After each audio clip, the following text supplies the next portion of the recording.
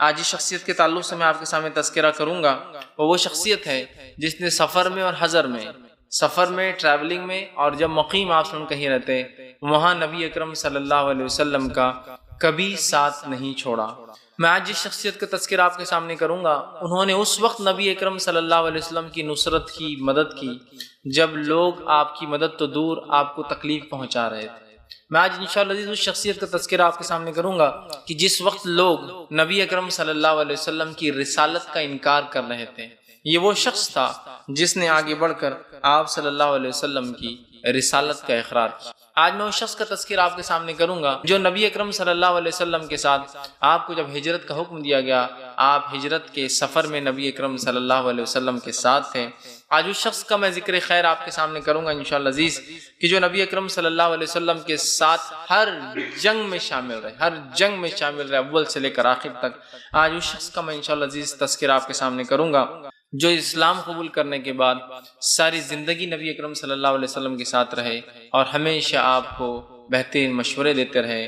آج میں اس شخص کا تذکرہ آپ کے سامنے کروں گا جو اسلام لانے میں سب سے اول تھا، سب سے پہلے اس نے اسلام قبول کیا، اور آج جو ہے میں اس شخص کا آپ کے سامنے تذکرہ کروں گا جس کو غیروں نے تو نشانہ بنایا ہی اپنے طعن اور تشنیع کا، اپنے برے القاب اور گالیاں دینے کا۔ افسوس، صد افسوس، امت نے بھی اس شخص کو، اپنوں نے بھی اس شخص کو نشانہ بنایا اور طعن و تشنیع اور گالیاں اور برے القاب ان کو جو ہے نوازے۔ آج میں سمجھتا ہوں آپ لوگ سمجھ گئے ہوں گے کس شخصیت کا تذکرہ میں آپ کے سامنے کرنے جا رہا ہوں۔ اس شخصیت کا نام ہے ابوبکر الصدیق رضی اللہ عنہ۔ آج میرا ٹاپک، آج میرا عنوان انشاءاللہ سیرت ابوبکر الصدیق رضی اللہ عنہ، جس کے اندر انشاءاللہ عزیز میں ابوبکر الصدیق زندگی، فضائل اور کارنامے۔ مختصر چونکہ اتنا وقت نہیں ہے کہ اس شخصیت کے تعلق سے پوری تفصیلات میں آپ کے سامنے رکھوں، لیکن میں مختصر سے جو ہے کچھ باتیں، کچھ جھلکیاں آپ کی زندگی کے تعلق سے رکھوں گا۔ تفصیلات اگر آپ دیکھنا چاہتے ہیں ڈاکٹر علی محمد الصلابی کی ایک بہترین کتاب ہے ابوبکر الصدیق، شخصیت اور کارنامے، ضرور اس کا مطالعہ کریں۔ بہت بہترین انداز سے آپ نے ابوبکر صدیق رضی اللہ عنہ کے جو ہے زندگی، آپ کے فضائل اور آپ کے کارناموں کے تعلق سے باتیں لکھی اور نقل کی ہے۔ تو ابوبکر صدیق رضی اللہ عنہ کے تعلق سے میں کیا کہوں، جن کے تعلق سے اہل سنت والجماعت کا یہ عقیدہ ہے افضل البشر بعد الانبیاء والمرسلین، سب سے افضل انسان انبیاء اور رسول کے بعد۔ یہ ہے وہ شخصیت جن کو ابوبکر صدیق ہم جس نام سے ہم جانتے اور پہچانتے ہیں۔ ابوبکر صدیق رضی اللہ عنہ سے محبت کرنا یہ ہمارے ایمان کا تقاضا ہے۔ کوئی انسان سچا مومن ہو ہی نہیں سکتا جب تک کہ وہ اپنے دل میں ابوبکر صدیق کا تقدس، ابوبکر صدیق سے محبت، ابوبکر صدیق کی فضائل کو جو نبی اکرم صلی اللہ علیہ وسلم بتائے نہ مانے، وہ شخص کبھی بھی سچا مومن نہیں ہو سکتا۔ بلکہ اہل سنت والجماعت کا تو یہ طریقہ تھا، صحابہ، تابعین، تبع تابعین کا، کہ جب لوگ یا لوگوں کے ایمان کو آزماتے تو ابوبکر صدیق اور عمر بن خطاب کا تذکرہ کرتے کہ لوگ ان کے بارے میں کیا کہتے ہیں۔ اگر ان کے بارے میں وہ ذکر خیر کرتے تو وہ ان کو ایمان والا سمجھتے، اور ذکر خیر نہیں کرتے تو ان کے بارے میں وہ سمجھ جاتے اور بازو ہٹ جاتے ان سے۔ تو یہ وہ شخصیت ہے جس سے محبت کرنا ہمارے ایمان کا تقاضا ہے، اور جو شخص اس شخصیت کے بارے میں برا بھلا کہتا ہے، اس شخصیت کے تعلق سے زبان درازی کرتا ہے، اس شخصیت کے تعلق سے، ان کے کارناموں کے تعلق سے، ان کی زندگی کے تعلق سے، یا ان کی ذات کو مسخ کرنے کی، مٹانے کی، یا اس کے بارے میں غیر غلط بیان کرنے کی کوشش کرتا ہے، فوراً سمجھ جائیے کہ اس کا ایمان ناقص ہے، اس کے ایمان میں کمزوری ہے، یاد رکھیے، اور اس کا ایمان مکمل نہیں ہے، یاد رکھیے۔ اس لیے میں کیوں کہہ رہا ہوں کہ اس کا ایمان مکمل نہیں ہے جو ابوبکر صدیق رضی اللہ عنہ کو نہ مانے، اس لیے کہ نبی اکرم صلی اللہ علیہ وسلم کو جو سب سے محبوب شخص تھا، اگر اس شخص سے کوئی بغض رکھے، اس شخص سے کوئی نفرت رکھے تو یقیناً وہ ایمان والا نہیں ہو سکتا۔ اس لیے میں کہہ رہا ہوں، آئیے حدیث کے الفاظ سنیے، صحیح بخاری کی روایت ہے، عمرو بن عاص رضی اللہ عنہ جو ہے کہتے ہیں کہ میں نے ایک مرتبہ نبی اکرم صلی اللہ علیہ وسلم سے سوال کیا، اے اللہ کے رسول صلی اللہ علیہ وسلم، آپ کو لوگوں میں سب سے زیادہ محبوب کون ہے؟ تو آپ صلی اللہ علیہ وسلم فرمایا عائشہ رضی اللہ عنہ۔ تو انہوں نے سوال کیا، اللہ کے رسول، میں عورتوں میں نہیں مردوں میں سوال کر رہا ہوں کہ مردوں میں سب سے زیادہ آپ کو کون محبوب ہے، محبوب ترین کون ہے؟ تو آپ صلی اللہ علیہ وسلم فرمایا اور کہا کہ عائشہ کا باپ، عائشہ کے والد ابوبکر صدیق، یہ مجھے مردوں میں سب سے زیادہ محبوب ہے۔ پھر جو عمرو بن عاص نے سوال کیا کہ اللہ کے رسول صلی اللہ علیہ وسلم، اس کے بعد کون؟ تو کہا عمر ابن خطاب رضی اللہ عنہ۔ تو اسی لیے میں نے بھی کہا جو شیخین کو، صاحبین کو، ابوبکر صدیق اور عمر ابن خطاب کو کچھ کہے، سمجھ جائیے اس کے ایمان میں گڑبڑ ہے اور جھول ہے اس کے ایمان میں۔ اس لیے کہ جس شخص کو نبی اکرم صلی اللہ علیہ وسلم نے سب سے زیادہ محبوب کہا، اس شخص سے جس شخص کو نبی محبت کرے اس سے محبت کرنا یہ ہمارے ایمان کا تقاضا ہے۔ لہٰذا میں نے اس لیے کہا جس نے اس شخص کے بارے میں برا بھلا کہا اس کے ایمان کا اعتبار ہی نہیں، اس لیے کہ جس نے نبی کے محبوب کو کچھ کہا وہ یقیناً دین اسلام کو چاہنے والا انسان ہو ہی نہیں سکتا۔ یہ بڑی اہم بات ہے، یاد رکھیں۔ تو ابوبکر صدیق رضی اللہ عنہ یہ شخصیت ہے کہ جن کا تذکرہ خیر، جن کے فضائل کے اقرار کیے بنا اور جن کی زندگی کو عملی نمونہ اگر نہیں بناتے تو کہیں نہ کہیں ہمارے ایمان میں کمزوری ہے، اس کا معنی ہے۔ اور اگر کوئی شخص آپ کو برا بھلا کہتا ہے تو آپ سمجھ جائیے کہ اس کے ایمان میں کمزوری ہے۔ وہ سب سے افضل شخص کو جو انبیاء اور رسول کی جماعت کے بعد جو صحابہ کی جماعت سب سے افضل ہے، اس جماعت میں بھی سب سے افضل شخص کا ہم تذکرہ کر رہے ہیں۔ اگر کوئی اس سے محبت نہیں اور بغض کرتا ہے تو یقیناً اس کا ایمان کامل نہیں ہے، وہ ایک سچا مومن کبھی بھی نہیں ہو سکتا، یاد رکھیں۔ اب آئیے ابوبکر صدیق رضی اللہ عنہ کا مختصر سا تعارف دیتا ہوں۔ ابوبکر صدیق رضی اللہ عنہ کو جس نام سے ہم جانتے ہیں ابوبکر صدیق ہے، اس لیے کہ صدیق آپ کا لقب تھا، ابوبکر آپ کی کنیت تھی، لیکن آپ کا اصل نام جو تھا عبداللہ بن عثمان بن عمرو بن کعب الخرشی التیمی، یہ آپ کا اصل نام تھا۔ آپ کا اصل نام عبداللہ تھا، یاد رکھیں۔ لیکن بہرحال آپ اپنی کنیت ابو بکر سے معروف ہوئے، اور آپ کے والد کا نام جو تھا عثمان تھا، لیکن آپ کے والد بھی اپنی کنیت سے ابو قحافہ کے نام سے مشہور تھے، اس لیے ابو بکر بن ابو قحافہ رضی اللہ عنہ ہم کہتے ہیں، لیکن آپ کا اصل نام محمد بن عثمان تھا۔ الخرشی مطلب قریشی قبیلے سے تھے، التیمی یہ آپ کے قبیلے کا نام تھا، یاد رکھیے، ٹھیک۔ تو یہ آپ کا اصل نام تھا، لیکن جس نام سے آپ مشہور ہے وہ ابوبکر جو ہے بن ابو قحافہ، اس نام سے ہی آپ جو ہے معروف اور مشہور ہیں۔ آپ کی پیدائش نبی اکرم صلی اللہ علیہ وسلم کے 2 سال بعد، یہ عام الفیل، وہ ہاتھی والا جو سال تھا جس میں ابرہہ آیا تھا، اس واقعے کے 2 سال بعد آپ پیدا ہوئے۔ گویا آپ نبی اکرم صلی اللہ علیہ وسلم سے 2 سال چھوٹے تھے عمر کے اندر، اور آپ کی پیدائش جو ہے ایک مقدس مقام مینا کے اندر ہوئی تھی۔ آپ کی پیدائش جو ہے مینا کے مقام پر ہوئی تھی، جو کہ چند مقدس مقامات میں سے ایک مقام ہے، ٹھیک۔ آپ کے والد کے تعلق سے آتا ہے کہ آپ نے بہت عرصے دراز بعد ایمان قبول کیا، اتنے عرصے دراز کہ آپ بوڑھے ہو چکے تھے، آنکھوں نے ساتھ دینا چھوڑ دیا تھا، آپ نابینا ہو چکے تھے، اور جو ہے فتح مکہ کے بعد جب فتح مکہ ہوئی، نبی اکرم صلی اللہ علیہ وسلم مدینہ مکہ میں داخل ہوئے، تب ابو قحافہ ابوبکر صدیق رضی اللہ عنہ کے ساتھ آئے اور آ کر ایمان قبول کیا۔ گویا آپ نے اپنے زندگی کی بہت آخر وقت میں ایمان قبول کیا، لیکن ابو قحافہ رضی اللہ عنہ یہ بھی جو ہے ایک صحابی تھے، اس لیے کہ نبی اکرم صلی اللہ علیہ وسلم پر یہ ایمان لائے، اور ایمان کی حالت میں نبی اکرم صلی اللہ علیہ وسلم سے ملاقات کی۔ وہ آپ نے ایمان کی حالت سے پہلے جو آپ چونکہ نابینا ہو چکے تھے، بہرحال لیکن آپ نے جو نبی سے ملاقات کی، ایمان قبول کیا، آپ بھی صحابہ میں سے ہیں، یاد رکھیں۔ یہ بھی ایک صحابی ہے، لیکن ایمان کا تذکرہ ان کے بہت بعد آتا ہے، اور اللہ کے رسول صلی اللہ علیہ وسلم جو ہے کے پاس ابوبکر صدیق جو ہے، جو روایت میں الفاظ آتے ہیں وہ اس طرح سے کہ آپ ان کو لے کر پیٹھ پر لے کر آئے تھے، آپ ان کے پاس لائے، آپ نے فرمایا کہ تم نے شیخ کو کیوں تکلیف دی، ایک بوڑھے انسان کو کیوں تکلیف دی، مجھے بتا دیتے، میں آ کر ایمان قبول کر لیتا۔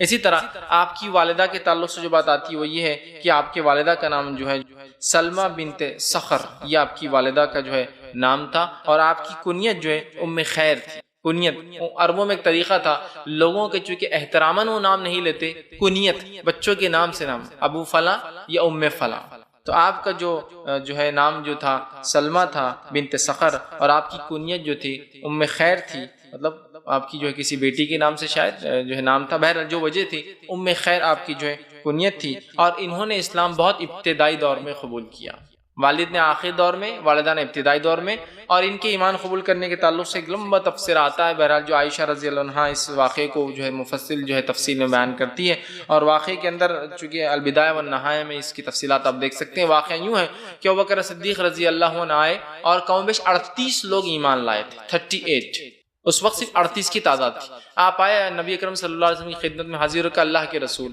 ہم کھل کر کیوں نہیں دعوت دیتے؟ آپ نے کہا کہ ابوبکر مشکل ہوں گی، کہا نہیں ہم کھل کر کیوں نہیں دیتے، ہم کھل کر دعوت کیوں نہیں؟ اتنے بار کہا کہ اللہ کے رسول صلی اللہ علیہ وسلم نے کہا جاؤ ابوبکر کھل کر دعوت دو۔ ابوبکر صدیق اور دیگر صحابہ مسجد حرام میں گئے اور مختلف جگہوں پہ کھڑے ہو کر اپنی دعوت کھلے عام شروع کر دی، لوگوں کو بلایا ادھر آؤ ادھر آؤ، اور بولنا شروع کر دیا۔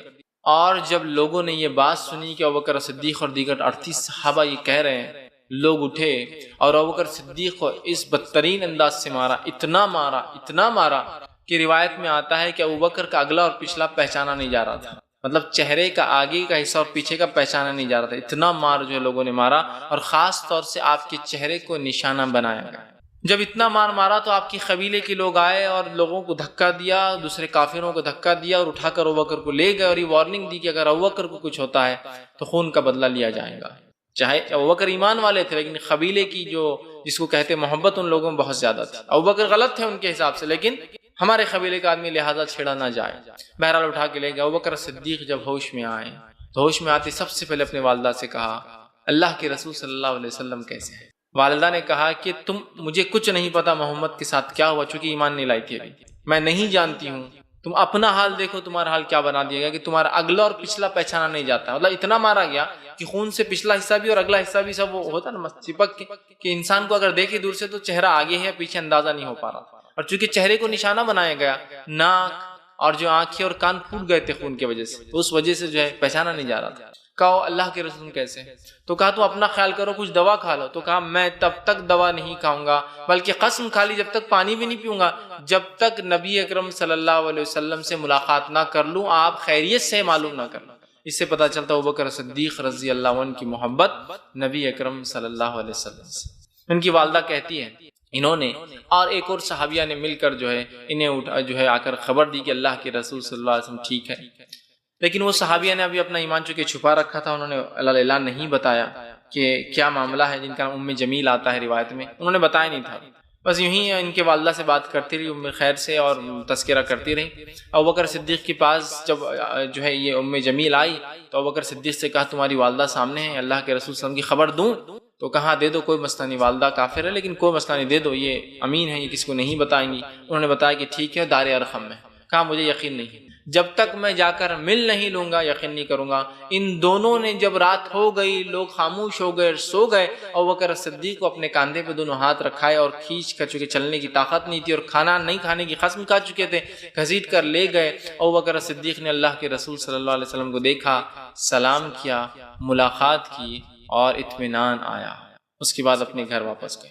تو گویا اتنی شدید تکلیف ہے ایمان کے لیے ابوبکر صدیق رضی اللہ عنہ نے جو ہے اٹھائی، بہت تکلیف اٹھایا تھا کہ بہرحال اسی موقع پر جب ان کی والدہ بھی ساتھ تھی، ام جمیل جو کہ ایک صحابیہ تھی اور ام خیر دونوں ساتھ تھی ان کی والدہ، تب اللہ ابوبکر صدیق نے کہ اللہ کے رسول میری والدہ کے لیے دعا کیجیے کہ یہ برشرف ایمان ہو جائے، اور اللہ کے رسول صلی اللہ علیہ وسلم نے دعا کی اور انہوں نے ایمان قبول کیا، اور یہ گویا ابتدائی مسلمانوں میں سے ہے، گویا 38 کے بعد 39 بھی آپ بول سکتے۔ اور عمر ابن خطاب کے قول کے مطابق کہتے ہیں میں 40واں مسلمان تھا، 48 مسلم تھے وہ۔ ابوبکر صدیق یہ اول تھے، فرسٹ تھے، عمر ابن خطاب 40ویں تھے، اور 38 لوگ تب تک ایمان لاتے، تو ام جو ہے آپ کی والدہ ام خیر یہ ہو سکتا ہے 39ویں رہی ہوئی، ٹھیک ہے۔ بہرحال تو یہ ایمان لائی، بشرف اسلام ہوئی، یہ بہرحال ابتدائی دور میں تھا۔ اس واقعے کو اگر آپ تفصیل میں پڑھے، چونکہ وقت نہیں تھا کہ میں تفصیلات رکھوں، تفصیل میں پڑھے تو یہ بات پتہ چلتا ہے کہ ابوبکر صدیق کس قدر نبی اکرم صلی اللہ علیہ وسلم سے محبت کرتے تھے کہ ابوبکر صدیق نے رسول اللہ صلی اللہ علیہ وسلم کا بار بار تذکرہ کیا کہ کیا ہے، اپنی حالت کو نہ دیکھا، تذکرہ کیا، پوچھا کہ اللہ کے رسول کیسے، پہلے بتاؤ، اس لیے کہ آپ تو بے ہوش ہو گئے تھے، اب پتہ نہیں کیا ہوا۔ دوسری بات پتہ چلتی کہ ابوبکر صدیق کو کتنا دعوت کا شغف تھا، لوگوں تک حق بات پہنچانے کا شغف تھا، کتنی آپ کی دلچسپی تھی کہ آپ نے اپنی جان کو جو ہے بازی لگا دی اور لوگوں تک دعوت اسلام پہنچائی۔ ایک اور بات اس سے پتہ چلتی ہے کہ نبی اکرم صلی اللہ علیہ وسلم سے کس قدر جو ہے محبت جو ہے صحابہ اور بالخصوص ابوبکر صدیق جو ہے کیا کرتے تھے، اور اسی طرح جو ہے اپنی والدہ کے لیے کتنے ہدایت کی فکر مند تھے، اپنے خاندان والوں کے لیے کتنے ہدایت کی فکر مند تھے کہ اللہ کے رسول سے کہا کہ اللہ کے رسول ان کے لیے دعا کیجیے، آپ نے وہیں دعا کی، اللہ نے ان کا سینہ کھول دیا والدہ کا، اور وہ برشرف اسلام ہوئی۔ اسی طرح جو ہے ابوبکر صدیق رضی اللہ عنہ جو ہے ان کی جہاں تک بیویوں کا تعلق ہے تو آپ نے جو ہے اسلام سے پہلے 2 نکاح کیے، اسلام کے بعد 2 نکاح کیے، تو گویا آپ کی 4 بیویاں، اسلام سے پہلے 2، اسلام کے بعد 2، ٹھیک۔ تو ان کا تعلق جو ہے 2 کا اسلام سے پہلے، 2 کا اسلام کے بعد ہے۔ ٹھیک، جو نام آپ کی بیویوں کے آتے ہیں، جو 2 سے آپ نے نکاح جو ہے اسلام قبول کرنے کے پہلے کیا، اس میں پہلی خاتون ہے جس سے آپ نے پہلا نکاح کیا وہ جو ہے ختیلہ بنت عبد العزیٰ، یہ پہلی خاتون تھی جس سے آپ نے نکاح کیا۔ دوسری خاتون جو اسلام سے پہلے آپ نے نکاح کیا ان کا نام تھا ام رمان، یہ 2 تھی جن سے اسلام سے پہلے نکاح کیا۔ اسلام کے بعد جن سے اسلام قبول کر 2 لوگوں سے نکاح کیا، 2 عورتوں سے، اس میں پہلی ہے اسماء بنت امیس رضی اللہ عنہا، ان سے آپ نے نکاح کیا، اور اس کے بعد جو ہے حبیب بنت خارجہ بن زید رضی اللہ عنہ، یہ چوتھی بیوی تھی، اور دوسری تھی ایمان لانے کے بعد جن سے آپ نے نکاح کیا۔ آپ کی جو 3 بیویاں تھیں برشرف اسلام میں، اور ایک بیوی کے تعلق سے آتا ہے کہ ختیلہ بنت عبد العزیٰ یہ ایمان نہیں لائی۔ بہرحال روایتیں ہوتی ہیں مختلف، لیکن جو بات آتی ہے وہ یہ نہیں لائی، لیکن 3 بیویاں آپ کی ایمان، اور یا ہو سکتا ہے پہلے انتقال کر گئی اس لیے ایمان لائی نہ ہو، بہرحال 3 بیویاں آپ کی جو ہے صحابیات تھی وہ ایمان لائی تھی۔ اسی طرح جو ہے نبی ابوبکر صدیق رضی اللہ عنہ کو ختیلہ بنت عزیٰ سے جو ہے ابوبکر کی جو اولادیں پیدا ہوئی صدیق رضی اللہ عنہ کی، اس میں سے پہلے ہیں عبداللہ بن ابوبکر اور اسماء بنت ابی بکر، یہ 2 اولادیں آپ کو ختیلہ بنت عبد العزیٰ جو ہے اس خاتون سے، ان سے پیدا ہوئی، جن میں پہلے ہے عبداللہ بن ابوبکر آپ کے بیٹے، اور اسماء بنت ابی بکر، ٹھیک، یہ آپ کی جو ہے 2 بچے ان سے پیدا، ایک لڑکا اور ایک لڑکی ان سے۔ دوسرا جو آتا ہے وہ یہ ہے کہ ام رمان رضی اللہ عنہا سے آپ کو جو بچے پیدا، اس میں عبد الرحمن بن ابوبکر رضی اللہ عنہ یہ پیدا ہوئے، اور دوسرے ام المومنین حضرت عائشہ رضی اللہ عنہا انہی سے پیدا ہوئی۔ تو گویا ام رمان رضی اللہ عنہ سے آپ کو 2 بچے پیدا ہوئے، ایک لڑکا اور ایک لڑکی۔ تو گویا عائشہ رضی اللہ عنہا اور حضرت اسماء رضی اللہ عنہا یہ باپ ایک تھے، دونوں کی والدائیں لیکن الگ الگ تھیں، ٹھیک۔ تیسرا جو آپ کی بیوی تھی جن سے آپ کو اولاد پیدا ہوئی، اسماء بنت امیس رضی اللہ عنہا ہے، ٹھیک، ان سے آپ کو جو بیٹے پیدا ہوئے ان کا نام رکھا گیا محمد بن ابوبکر رضی اللہ عنہ، یہ آپ کے جو ہے بیٹے تھے۔ اسی طرح ان سے صرف ایک اولاد ہے، چوتھی بیوی جن کے تعلق سے حبیبہ بنت خارجہ آتا ہے رضی اللہ عنہا، ان سے جو پیدا ہوئی آپ کو ایک بیٹی پیدا ہوئی جس کا نام ام کلثوم ہے، اور جو ہے آپ کی وفات کے بعد پیدا ہوئی۔ ابوبکر صدیق رضی اللہ عنہ انتقال کر چکے تھے، آپ کے انتقال کے پیدا ہوئی، یہ تابعین ہے، صحابیہ میں جو ہے ان کو شرف حاصل نہیں ہوا، یہ تابعین سے ہے، اور یہ ابوبکر صدیق کے انتقال کے بعد جو ہے یہ جو ہے انہوں جو ہے پیدا ہوئے۔ تو اس طرح ابوبکر صدیق رضی اللہ عنہ کو دیکھا جائے تو 3 بیٹیاں اور 3 بیٹے، مطلب گویا آپ کو 6 اولادیں، کل 4 بیویاں اور 6 اولادیں آپ کو پیدا ہوئی۔ بہرحال یہ تو ایک بات ابوبکر صدیق رضی اللہ عنہ کے تعلق سے چل رہی تھی، لیکن ایک جو نکات اس واقعے میں جو نظر آتا ہے، جو آج کے سماج کو سمجھنا بہت ضروری ہے، اور جو صحابہ کے سماج میں ان کی سوسائٹی میں یہ چیز عام تھی، وہ یہ ہے کہ تعداد ازواج اور تعداد اولاد، ٹھیک، اور ان کے تعلقات، مطلب یہ ان رشتوں کو آپ سمجھیں گے نا تو کوئی، آپ صحابہ کا دور وہ دور تھا کہ کوئی عورت بے نکاح نہیں رہتی تھی، اس لیے کہ آپ کی پوری بیویاں کنواری نہیں تھی۔ میں نے چونکہ تفصیلات میں نہیں گیا کون سی بیوی کس سے متعلقہ ہو کے پھر کس کی شادی میں جا کے اور کہاں سے کہاں یہاں تک پہنچی، وہ سب تفصیلات میں نہیں گیا، لیکن یہ وہ زمانہ تھا جب کوئی عورت بغیر نکاح کے اور کوئی مرد بغیر نکاح کے نہیں ہوتا تھا، چونکہ عورتوں کی تعداد فطری طور سے زیادہ تھی، کہیں کہیں عورتیں ایک مرد کے نکاح میں ہوتی تھی، اور اسلام کے ابتدائی دور میں تو بہت زیادہ تھی، بعد میں اسلام نے 4 کا حکم دیا تو 4 پہ آ کے صحابہ نے لمٹ کر دی، اور چونکہ پچھلوں کو طلاق دینے کا، جس نے زیادہ نکاح کر لی طلاق کا حکم نہیں آیا تھا، لہٰذا جن لوگوں نے اس 4 کے حکم سے پہلے زائد نکاح تھے وہ اپنے نکاحوں کو انہوں نے باقی رکھا، چونکہ اسلام نے ختم کا حکم نہیں دیا، بعد میں کسی نے 4 سے زائد نہیں۔ اسی طرح ابوبکر صدیق کی وفات کے تعلق سے ہم جانتے ہیں 63 سال میں ہوئی، 63 ایئرس، 63 سال میں تھی، اور آپ کی وفات کے بعد آپ کی ایک بیٹی پیدا ہوتی ہے۔ بات سمجھ میں آ رہی ہے؟ آج 63 سال کی عمر میں کسی کو اولاد پیدا ہو جائے تو پورا سماج کیا بولے گا، سوچ کے وہ اولاد کو مار دینے کی سوچتا۔ بات سیرت کی چل رہی ہے، لیکن یہ واقعہ اس لیے رکھ رہا ہوں کہ یہ بہت سبق آموز چیزیں ہمارے لیے۔ صحابہ کی زندگی، ان کے سماج کا مطالعہ کریں گے تو سب سے پرفیکٹ سماج اور سوسائٹی جو دنیا میں بسی وہ یہی تھی۔ اس کے بعد جو کچھ اور کر کے سوچے یہ پرفیکٹ ہے، وہ امپرفیکٹ سوسائٹی ہوں گی کبھی بھی، اس لیے یہ بتا رہا ہوں۔ تعداد ازواج، تعداد اولاد، نکاح، اولاد کی پیدائش کو اتنا فضل اور شرف سمجھتے تھے کہ آخری عمر تک اولاد پیدا کرنے کی خواہشات اپنے دل میں رکھتے تھے اور کرتے بھی تھے۔ سمجھ رہے آپ؟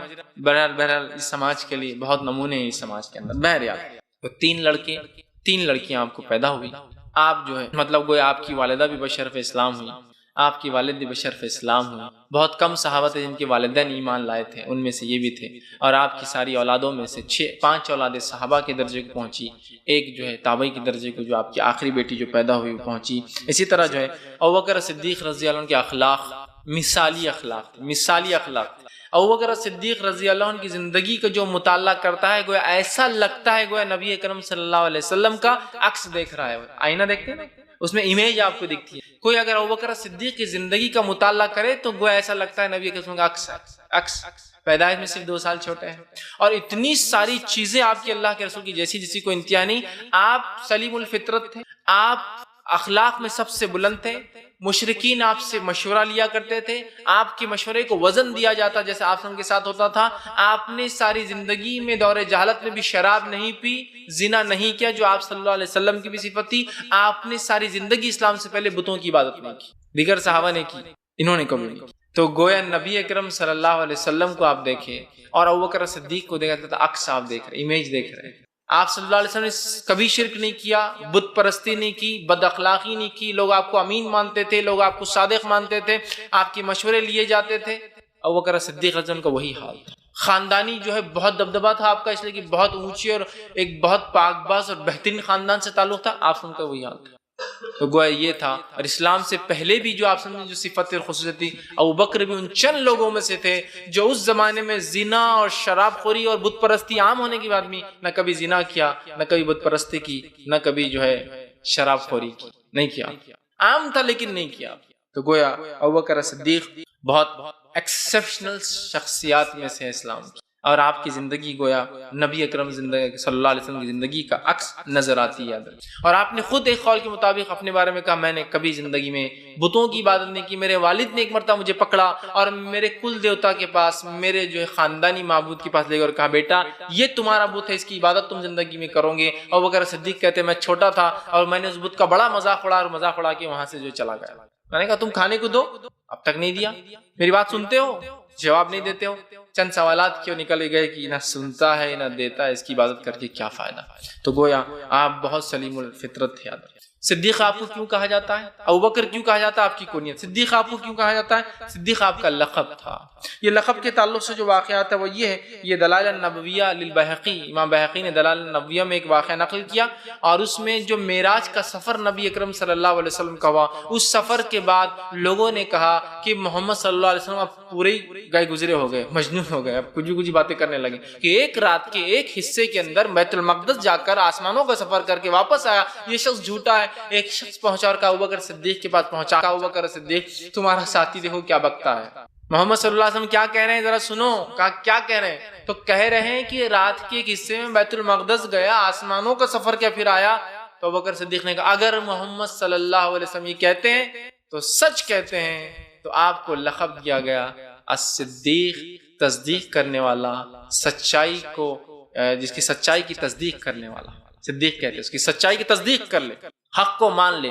تو کہا اگر محمد صلی اللہ علیہ وسلم کہتے ہیں تو میں پھر اس چیز کو مان لیتا ہوں. اور اس کے بعد آپ کا لقب پڑا صدیق, یاد رکھیے. اسی طرح انس بن مالک رضی اللہ عنہ فرماتے ہیں ابوبکر صدیق رضی اللہ عنہ کے تعلق سے آپ نے فرمایا کہا, ابوبکر رضی اللہ عنہ, عمر رضی اللہ عنہ اور عثمان رضی اللہ عنہ یہ سب احد پہاڑ پر تھے اور چڑھے ہوئے تھے, اور احد پہاڑ ہلنے لگا. تو آپ صلی اللہ علیہ وسلم نے احد پہاڑ کو کہا اور فرمایا, اے احد پہاڑ تم مت ہلو. زلزلہ آیا تھا, تم مت ہلو, اس لیے کہ اس وقت تمہارے اوپر ایک صدیق اور شہید موجود ہے. آپ سب نبی تھے, ٹھیک, اور صدیق تو بہرحال ایک روایت میں یہ بھی الفاظ ہے, تم پر ایک نبی, ایک صدیق اور ایک جو ہے شہید جو ہے تمہارے اوپر جو شہید کھڑا ہوا ہے, ٹھیک. اور مشرکین میں بھی جو ابو سفیان احد پہاڑ پہ جو اللہ کے رسول صلی اللہ علیہ وسلم, ابوبکر صدیق, عمر ابن خطاب اور عثمان چلے گئے تھے, تو ابو سفیان بھی آیا اور کہا کیا احد پہاڑ پہ تم میں محمد صلی اللہ علیہ وسلم ہے. جواب نہیں آیا. آپ نے کہا خاموش رہو, مت جواب. کیا تم میں ابوبکر ہے, جواب نہیں آیا. کیا تم میں عمر ہے, جواب نہیں دیا گیا. کیا تم میں عثمان ہے, جواب نہیں دیا گیا تھا. گویا آج جو مسلمان اپنے آپ کو اسلام اور مسلمان ہونے کا دعویٰ کرتے ہیں, اور وہ صحابہ میں خاص طور ابوبکر صدیق, عمر ابن خطاب اور عثمان ابن عفان کی عزت اور احترام نہیں کرتے, گویا وہ تو ابو سفیان ایک مشرک سے بھی گئے گزرے کہ وہ شرک کی حالت میں تھا, لیکن جانتا تھا کہ محمد کے بعد مقام ابوبکر کا ہے, ابوبکر کے بعد مقام عمر کا ہے, اور عمر کے بعد مقام عثمان کا ہے. وہ جانتا تھا, اس لیے تو کہا ترتیب سے, کیا تم میں محمد ہے. آپ نے کہا جواب مت دو. کیا تم میں ابوبکر ہے, اس کو پتا تھا کہ ابوبکر کا مقام دوسرا ہے نبی کے بعد. کیا تم میں عمر ہے؟ اس کو پتا تھا کہ آپ کے بعد ابوبکر کے بعد کسی کا مقام ہے تو عمر کا ہے. کیا تم میں عثمان ہے؟ اس لیے کہ اسے پتا تھا کہ آپ کے بعد کسی کا مقام ہے تو ابوبکر، اور کسی کا مقام ہے تو عمر، اور کسی کا مقام ہے تو عثمان. آج کتنے افسوس کی بات ہے، کتنے افسوس کی بات ہے، مسلمانوں کے ایک طبقے نے تینوں کو چھوڑ دیا اور ایک کا ہی مقام بنا دیا. علی ابن ابی طالب رضی اللہ عنہ، ان کا بھی مقام ہے لیکن یہ مقام ان کے بعد ہے. اور خلافت کا بھی دیکھیے معاملہ ایسی اللہ نے رکھا، جو ان کے مقامات خلافت بھی ویسی دی گئی. ایک خاتون اللہ کے رسول صلی اللہ علیہ وسلم کے پاس ہے اور کہا اللہ کے رسول میں فلاں چیز کا آپ سے وعدہ چاہتی ہوں. آپ نے کہا مجھ سے وعدہ لے لے، یہ چیز تجھے مل جائیں. کہا تمہیں نہ پاؤں تو کس سے مانگوں؟ مطلب اگر تم دنیا سے چلے جاؤ، تمہارا انتقال ہو جائے محمد، تو میں کس سے لوں؟ تو کہا ابوبکر سے لے لینا. تو کہا ابوبکر کو نہ پاؤں تو کس سے لوں؟ تو کہا عمر سے لے لینا. تو کہا اللہ کے رسول صلی اللہ علیہ وسلم نے بتا دیا میرے بعد ابوبکر اور اس کے بعد عمر ہے، کہ میں نہ پاؤں تو ابوبکر کے پاس آنا، مطلب وہ زندہ رہیں گے میرے بعد، ان سے لے لینا. اور اگر ابوبکر کو نہ پاؤں گویا وہ عمر سے پہلے انتقال کریں گے تو عمر سے لے لینا. گویا اللہ کے رسول درجات بتا دی، میرے بعد کوئی ہے تو ابوبکر، پھر کوئی ہے تو پھر عمر، پھر کوئی ہے تو عثمان، اور پھر کوئی ہے تو علی. یہ ہے ترتیب، یہ ہے ترتیب یاد. تو گویا وہ مشرک تھے ابو سفیان، جانتے تھے مقامات کیا ہے، ہیرارکی کیا ہے، سمجھے؟ تو آپ نے کہا اے عہد ہلو مت، تم پر ایک نبی کھڑا ہے، ایک صدیق ہے تم پر، اور ایک شہید ہے. مطلب آپ نے اعلان کر دیا تھا، بتا دیا تھا یہ شہید ہونے والے ہیں دو لوگ. یہ بات صحابہ کو اس سے بھی وہ تھی کہ ہاں شہید ہونے والے ہیں ہم، اس لیے کہ آپ نے بول دیا نا تم پر ایک نبی، اور 4 ہی لوگ تھے ٹوٹل اس پہ، تب بعد میں بہت صحابہ جمع ہوئے، اور ایک صدیق. تو صدیق کون تھے سب کو پتا ہوگا، اور شہید ہے تو 2 لوگ سمجھ گئے شہید کون ہے، اور وہ دونوں بھی شہید ہیں، عمر ابن خطاب، عثمان ابن عفان رضی اللہ عنہ. بہرحال تو یہ تھی چند باتیں ابوبکر صدیق کی لقب کے تعلق سے، کہ آپ کو لقب کیوں دیا گیا صدیق کا. جب دنیا نے انکار کیا، ابوبکر نے انکار کیا، اس لیے وہ صدیق کہلائے. اب ابوبکر صدیق رضی اللہ عنہ کے کچھ فضائل بھی دیکھ لیتے ہیں. فضائل کیا ہے آپ کے؟ میں چند فضائل، چونکہ یہ شخصیت کے بارے میں پوری تفصیلات رکھنا تو ممکن ہی نہیں ہے، گویا ایک طرح سے ایک زندگی دیکھنا ایک انسان کی بہت ممکن نہیں. کچھ باب میں نے باندھے.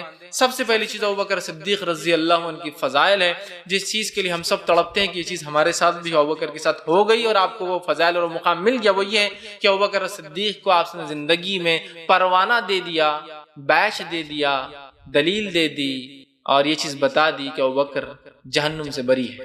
پہلی فضیلت آپ یہ ان انسانوں میں سے چند دنیا میں جو نبی اکرم صلی اللہ علیہ وسلم کی زبان مبارک سے جن کو جہنم سے بری ہونے کا خبر دے دی گئی. اور اس کے تعلق سے حضرت عائشہ رضی اللہ عنہا فرماتی ہے، یہ جامع ترمذی کی روایت آپ نے فرمایا اور کہا، بیان کرتی ہے کہ ابوبکر صدیق رسول اکرم صلی اللہ علیہ وسلم کی خدمت میں حاضر ہوئے تو آپ صلی اللہ علیہ وسلم نے فرمایا اور کہا، تمہیں خوشخبری ہو کہ تمہیں اللہ نے جہنم کی آنکھ سے آزاد کر دیا. اور ابوبکر صدیق کو آپ نے پھر ایک لقب دیا، عتیق.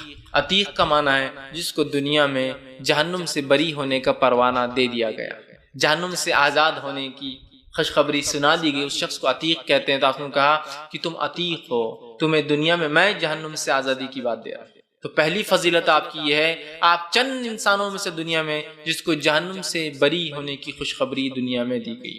دوسری فضیلت جو آپ کی آتی ہے وہ یہ کہ آپ کو جنت کی خوشخبری دنیا میں دی گئی. جہنم سے بری ہونا ایک الگ عمل ہے، جنت میں داخل ہونا ایک الگ عمل ہے. تو جنت میں داخل ہونے کی آپ کو خوشخبری دی گئی، اس لیے کہ جنت میں تو بہت سے لوگ جائیں گے لیکن جہنم کے عذاب بھگتنے کے بعد بھی تو جائیں گے. جنتی تو وہ بھی ہے، لیکن ابوبکر کی خصوصیت یہ ہے جہنم میں جائیں گے ہی نہیں، اور جنت سیدھا مقام، چونکہ جہنم سے بری ہے. آپ سم کی زبانی کہہ دیا گیا جنت آپ کا مقام ہے، تو آپ جنتی ہے. عبد الرحمن ابن عوف رضی اللہ عنہ فرماتے ہیں، جامع ترمذی کی روایت ہے، آپ صلی اللہ علیہ وسلم فرمایا اور کہا، ابوبکر جنت میں ہے، عمر جنت میں ہے، عثمان جنت میں ہے، علی جنت میں ہے، طلحہ جنت میں ہے آپ نے فرمایا. اور اسی طرح آپ نے آگے فرمایا زبیر جنت میں ہے، عبد الرحمن ابن عوف جنت میں ہے، سعد بن ابی وقاص جنت میں ہے، اور آپ نے فرمایا جو ہے سعید بن زید جو ہے جنت میں ہے، اور جو ہے ابو عبیدہ ابن جراح جنت میں ہے. گویا عشرہ مبشرہ 10 لوگ جن کو جنت کی خوشخبری دی گئی، وہ 10 اس حدیث کے اندر آ گئے. 10 لوگوں کا آپ نے نام لے کر کہا یہ 10 جنتی لوگ ہیں. انہیں کہتے ہیں عشرہ مبشرہ. اس کے اندر سب سے پہلا لفظ دیکھیے، ابوبکر جنت میں ہے، عمر جنت میں ہے، ترتیب پھر دیکھ لیجیے، عثمان جنت میں ہے، علی جنت میں ہے. تو کیا اتنی ساری دلیل ہونے کے بعد بھی کچھ مسلمانوں کے عقلوں پر پتھر پڑتے ہیں جو حضرت علی کا مقام ساروں سے بڑھا کر اللہ کے رسول صلی اللہ علیہ وسلم کی بات کرتے ہیں، جبکہ نبی خود اپنے الفاظ میں بار بار ترتیب سے لے جاتا ہے اپنے بعد ابوبکر کو گنواتا ہے، پھر عمر کو گنواتا ہے، پھر عثمان کو گنواتا ہے، پھر علی کا نام لیتا ہے رضی اللہ عنہما۔ سمجھ میں نہیں آتی ہم کو یہ بات؟ قرآن و حدیث کی ترتیب بہت معنی رکھتی ہے، جو سیکوینس میں بات ہوتی ہے بہت اہمیت رکھتی ہے، اس لیے کہ اس کی کچھ وجہ ہوتی ہے۔ بہرحال تو آپ کو جو ہے دنیا میں جنت کی خوشخبری دی گئی۔ اسی طرح جامع ترمذی کی روایت ہے، علی بن ابی طالب رضی اللہ عنہ فرماتے اور کہتے ہیں، آپ نے فرمایا اور کہا، ابوبکر رضی اللہ عنہ اور عمر رضی اللہ عنہ کی طرف دیکھا اور فرمایا اور کہا، یہ دونوں انبیاء اور رسول کے علاوہ باقی تمام اول اور آخر جو کوئی جنت میں جائیں گا، ان میں عمر رسیدہ لوگوں کے سردار ہے۔ جو لوگ بڑھاپے کی عمر میں مریں گے اور جنت میں جائیں گے، لیکن جنت میں جوان ہو جائیں گے، دنیا میں اولڈ ایج میں مریں گے اور جنت میں جائیں گے، تو ابوبکر صدیق اور عمر بن خطاب ان کے سردار ہیں، اور جو لوگ ینگ ایج میں مر جائیں گے ان کے سردار حسن اور حسین رضی اللہ عنہما ہیں۔ ٹھیک، چونکہ وہ بھی حدیث میں آتا ہے، یہ دونوں شباب اہل جنت، مطلب اہل جنت میں جو جوانی میں مرے ان کے سردار کون ہوں گے؟ حسن اور حسین رضی اللہ عنہما۔ اور جو بڑھاپے میں مر کر جائیں گے ان کے سردار کون ہوں گے؟ ابوبکر اور عمر صدیق، ابوبکر صدیق اور عمر بن خطاب رضی اللہ عنہما، یہ ہوں گے۔ تو گویا جنت میں ہے، نہ صرف جنت میں ہے، جنت میں یہ سردار ہے ان مومنوں کے، اول سے لے کر آخر تک، آدم کی نسل سے لے کر آپ کی امت تک۔ یہ بوڑھے جو لوگ انتقال کریں گے بڑھاپے میں، وہ ابوبکر صدیق کی ٹیم میں شامل ہو جائیں گے اور اس میں عمر بن خطاب کی ٹیم میں، ٹھیک، یہ ان کے سردار ہیں۔ اسی طرح جو ہے آپ کے فضائل میں جو تیسری بات آتی ہے وہ یہ ہے، ابوبکر صدیق رضی اللہ عنہ کو جنت کے ہر دروازے سے بلایا جائے، ہر دروازے سے بلایا، یہ ان کی خصوصیت ہے، ہر دروازے سے، ہر دروازے سے۔ آپ نے اس بات کو بیان کیا، اور ایک بخاری کی بہت طویل جو ہے روایت ہے، اس کے اندر اور بھی روایتیں آتی ہیں جس میں آپ نے کہا یہ عمل آج کس نے کیا، یہ عمل آج کس نے کیا، یہ عمل کس نے کیا، اور ہر عمل میں ابوبکر صدیق نے ہاتھ اٹھا کہا جس نے یہ عمل ایک دن میں سارے کیے وہ شخص جنت کے 8 دروازے سے جائیں گا، اور چاہے جس میں سے داخل ہو چلے جائے۔ ٹھیک، اسی طرح بخاری کی روایت میں جو ابو ہریرہ رضی اللہ عنہ روایت کرتے الفاظ یوں ہیں، جو شخص اللہ کے راستے میں جو ہے جوڑا ایک نہیں بلکہ 2، مطلب جو جوڑا مطلب 2 ہے، خرچ کرتا ہے، اسے جنت کے دروازوں سے پکار کر کہا جائے گا، اے اللہ کے بندے، یہ دروازے تمہارے لیے بہتر ہے، لہٰذا نمازی کو باب الصلاۃ سے پکارا جائے گا، مجاہد کو باب الجہاد سے پکارا جائے گا، روزدار کو باب الریان سے پکارا جائے گا، صدقہ کرنے والے کو باب الصدقہ سے پکارا جائے گا۔ حضرت ابوبکر صدیق رضی اللہ عنہ نے کہا، اللہ کے رسول صلی اللہ علیہ وسلم، میرے باپ آپ پر قربان، کیا ایسا بھی کوئی شخص جو تمام دروازوں سے پکارا جائے گا؟ پورے 8 دروازے ہیں نا جنت، تمام سے پکارا جائے گا؟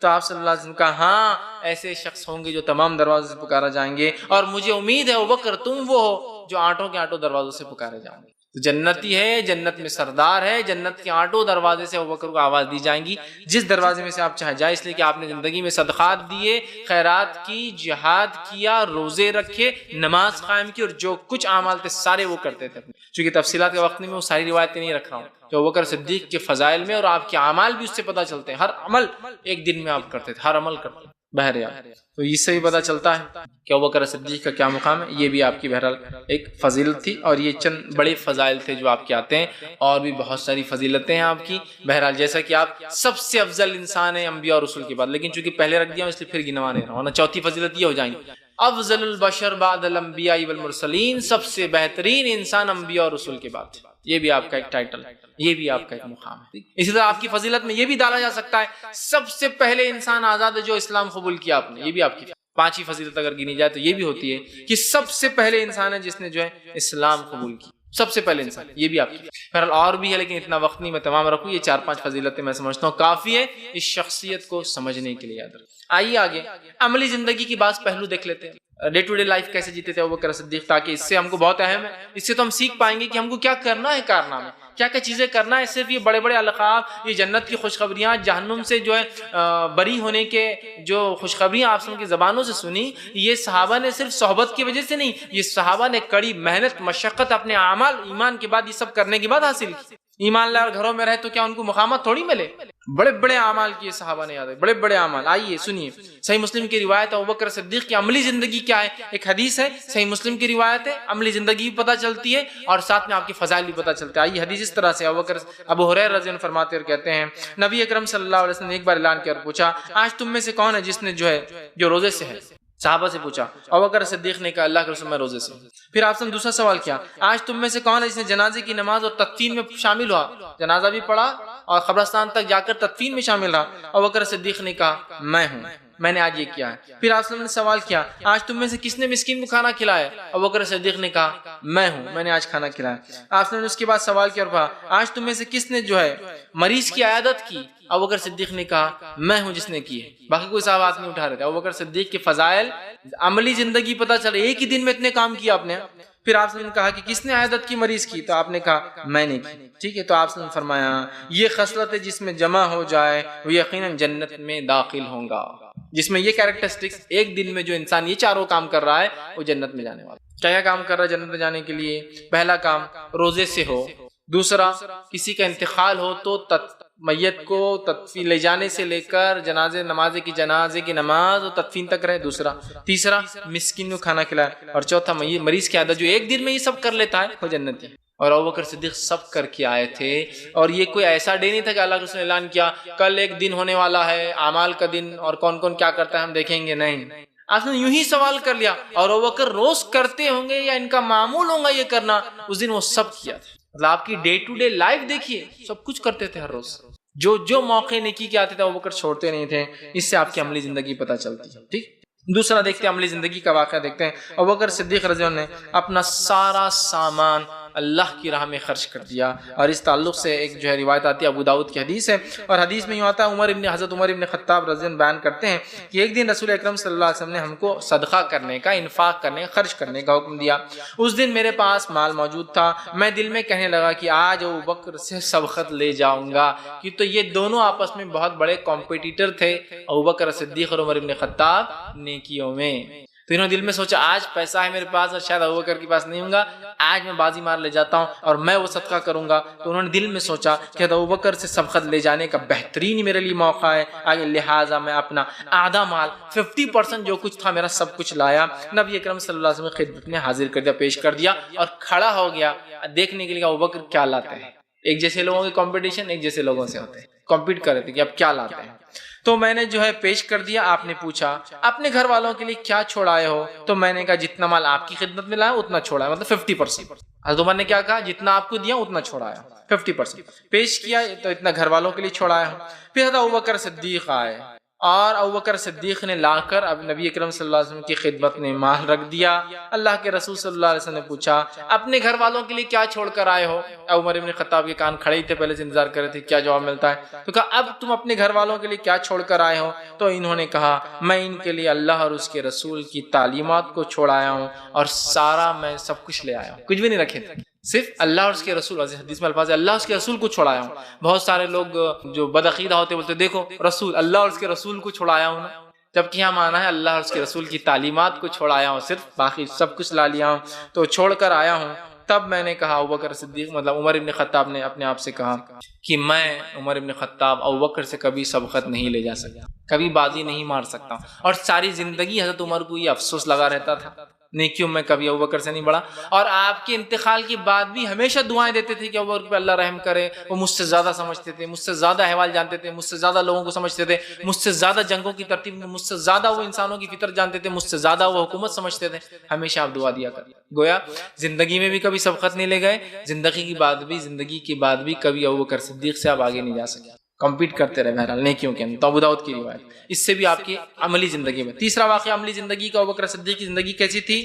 جو سب سے بہترین انسان تھے انبیاء اور رسول کی بعد زندگی. آئیے دیکھیں ابوبکر جو ہے محض اللہ تعالیٰ کی رضا کے لیے غلاموں کو آزاد کیا کرتے. یہ بہت بڑا عمل ہے. بہت سے لوگ بولتے ہیں اسلام نے غلامی کیوں نہیں ختم کیا؟ اس لیے نہیں ختم کیا کہ اس کو سسٹمیٹیکلی ایریڈیکیٹ کیا، بہت ترتیب کے ساتھ ختم کیا. اگر اچانک آ کر آپ کہتے ہیں غلامی حرام ہے تو ایک سسٹم جو چل رہا تھا وہ بہت بری طرح پوری سوسائٹی کولیپس ہو جاتی تھی. تو اسلام نے ڈائریکٹ نہیں کہا روزے چھوٹ جائے غلام آزاد کرو، خصم کا کفارہ غلام آزاد کرو، قتل کے بدلے غلام آزاد کرو. غلام آزاد کرنے کے بڑے فضائل ہے، غلام آزاد کرو تو یہ ملے گا، غلام سے لکھوا کے لے لو کہ اتنے اتنے کے بدلے چھوڑ دوں گا تو اس کا یہ فائدہ ہوگا، غلام کو اگر غصہ ہے فلاں ہے تو ایسی باتیں بتائی کہ آپ صلی اللہ علیہ وسلم دنیا سے گئے ہیں، اگلی نسل کھڑی ہے جن کے بارے میں تابعین اور تبع تابعین میں جن کے تعلق سے ہم بڑے بڑے محدثین جن کو ہم مانتے ہیں، یہ تمام غلام اور غلام کی اولادوں سے ہیں.